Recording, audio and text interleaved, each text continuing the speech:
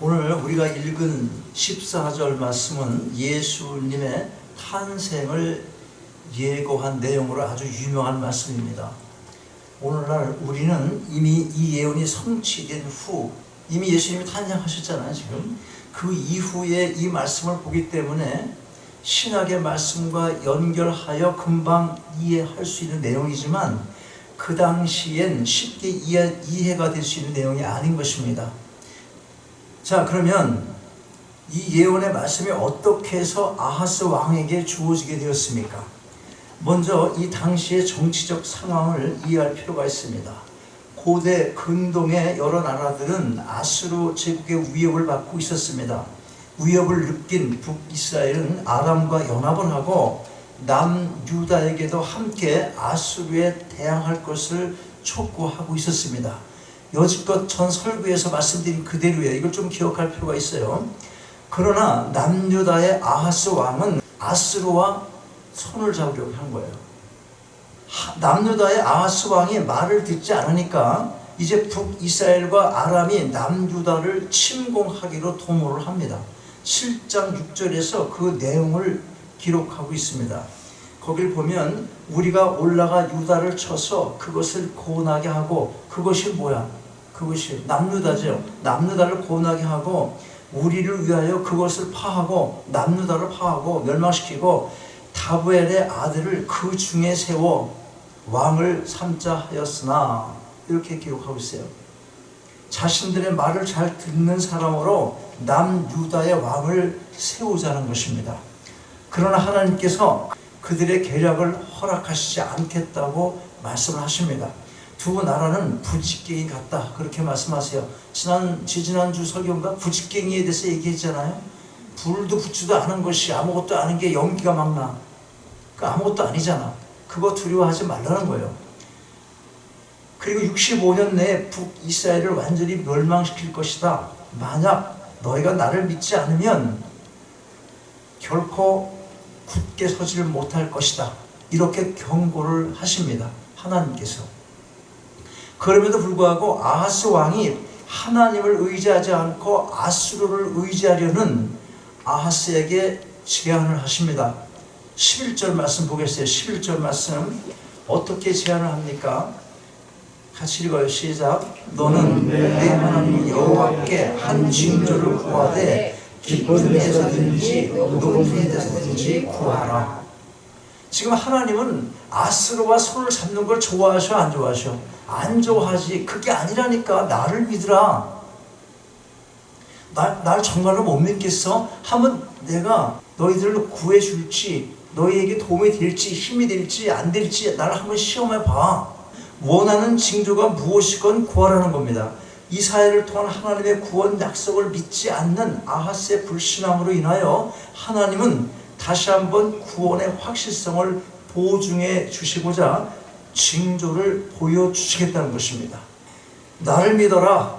내가 믿지 못하겠으면 징조를 구해보라. 뭐든지 그 징조를 내게 보여주겠다. 하나님의 사랑과 열심히 드러나는 대목입니다. 그러면 아하스 왕의 반응이 무엇입니까?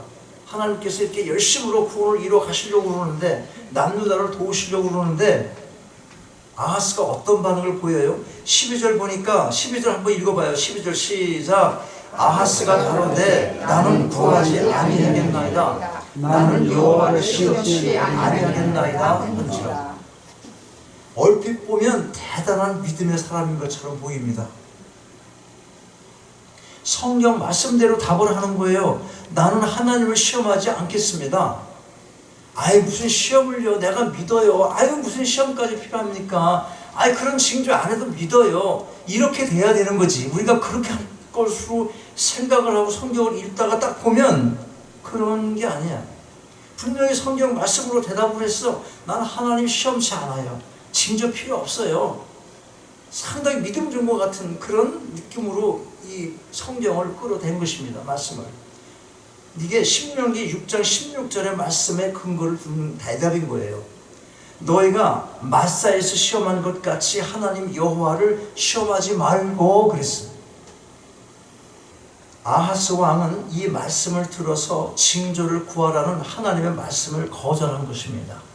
여호와를 시험치 말고라는 말씀을 들어서 불신앙을 경건의 모습으로 위장시킬 수 있다는 것, 우리의 신앙생활도 이와 같을 수가 있습니다. 말씀을 인용하면서 자신의 믿음의 실상을 사실과 다르게 포장할 수 있다는 것입니다. 우리가 성경을 읽을 때 앞뒤 문맥을 살피지 않고 어느 한 구절만을 쑥 빼내서 자신의 필요에 따라 적용을 하게 되면 성경이 원래 의미하는 것과는 전혀 관계없이 해석을 할 수 있게 된다는 것입니다. 딱 한 구절만 보고. 이런 특성을 어디서 많이 보냐면 이단 사이비 집단이 이런 짓을 많이 하는 거예요. 아하스 왕에게는 이 아수르가 하나님보다 더 커 보였습니다.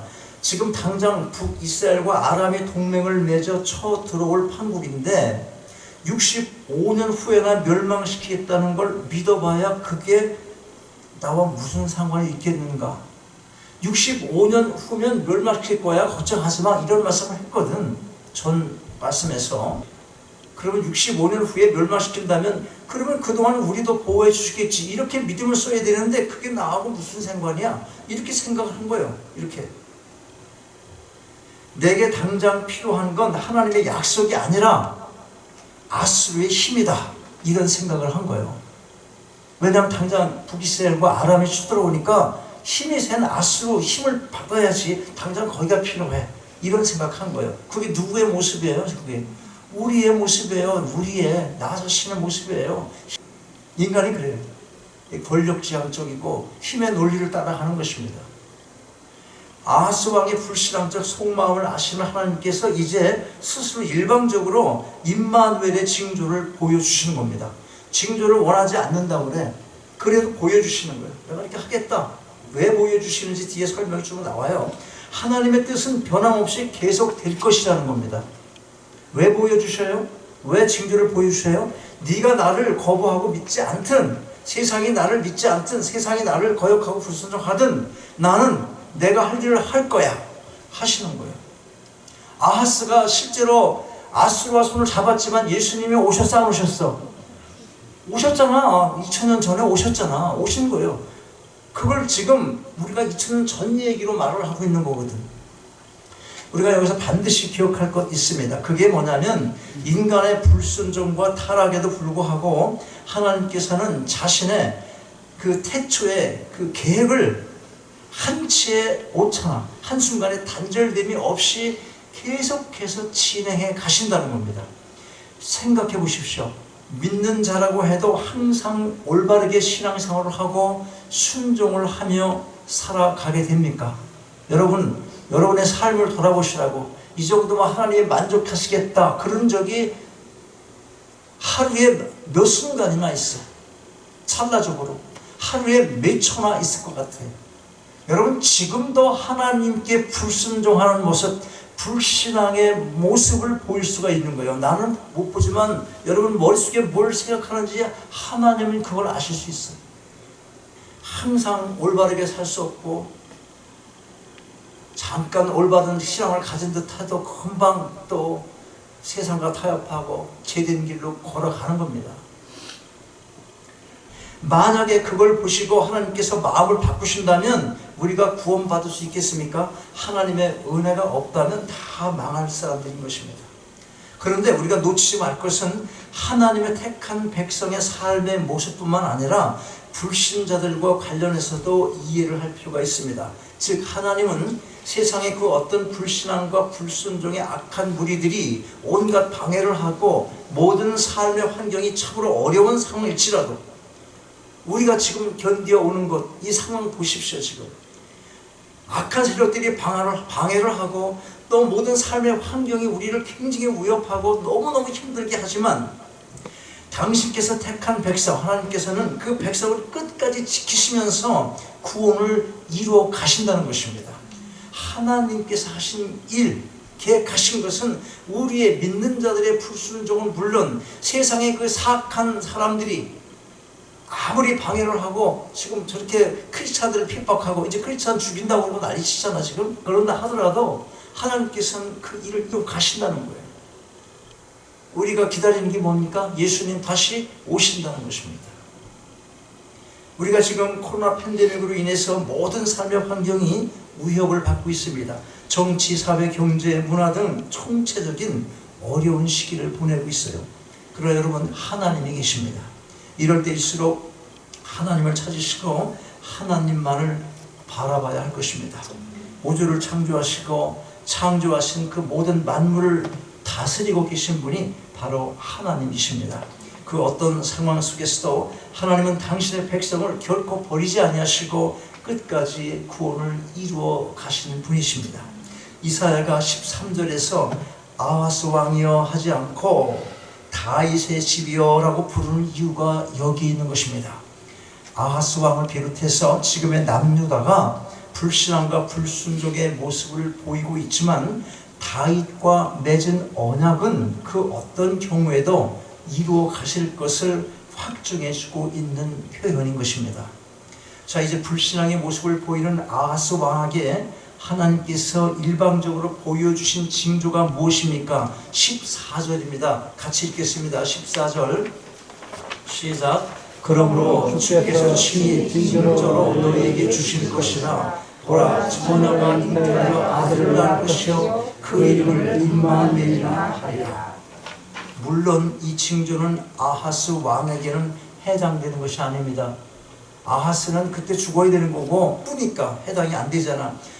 여기서 너희에게 주실 것이라고 했지만 이 징조는 예수 그리스도의 탄생에 관한 것으로 이 약속은 예수 그리스도를 주로 고백하는 백성들에게 주어진 것입니다. 그러므로 아하스 왕에게는 직접 해당된 것이 아닌 거예요. 우리가 바로 이 약속의 대상이 되는 거예요. 우리가 바로 이 약속의 대상이라는 겁니다. 임마누엘이라는 말 뭡니까? 뜻이 임마누엘, 하나님이 우리와 함께 계신다, 이런 뜻이에요. 우리가 누굽니까? 우리가 누구예요? 예수 그리스도가 구원자이시고 인생의 주인이심을 믿는 사람들인 것입니다. 지금의 세월이 참으로 답답하고 여기저기 좋지 않은 소식들이 무성합니다.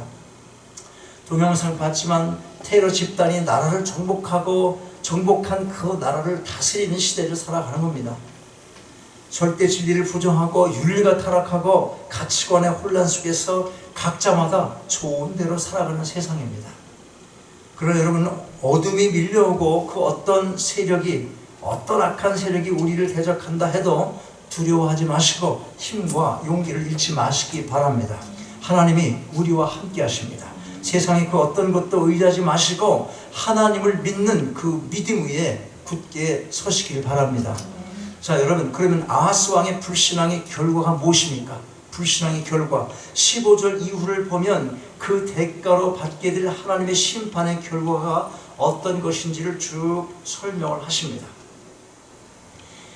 쭉 기록을 하고 있는데 거기에 보면, 그런데 하나님께서 누구를 사용하셔서 심판을 하십니까? 누구를 사용해요? 바로 아하스 왕이 신뢰했던 아수르 왕을 들어서 심판을 하십니다.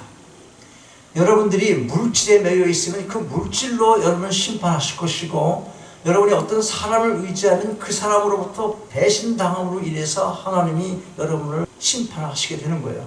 여러분이 이상 권력 가지고 그래 권력의 노예가 되어서 그거 매달립니까? 그러면 그 권력에 의해서 내가 망가지게 되는 겁니다.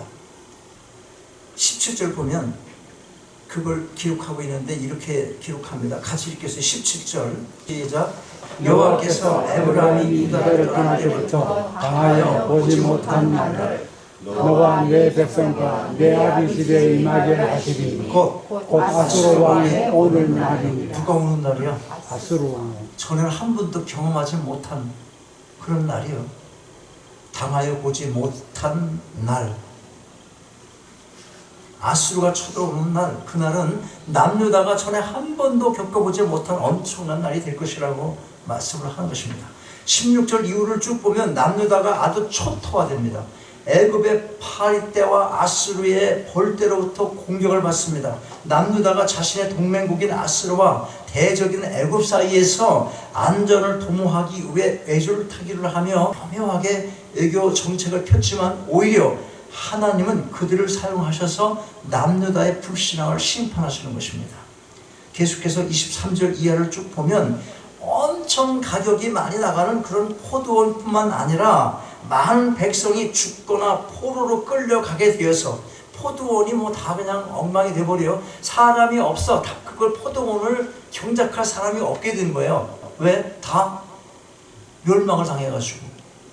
경작할 사람이 없게 되니까 죽거나 포로로 끌려가거나 진려와 현금만 무성한 진려, 무슨 말이냐면 찔레나무, 그 다음에 가시나무, 현금만 무성하여 가시나무, 이런 나무들이 무성한 그런 불모지가 되고 마는 것입니다.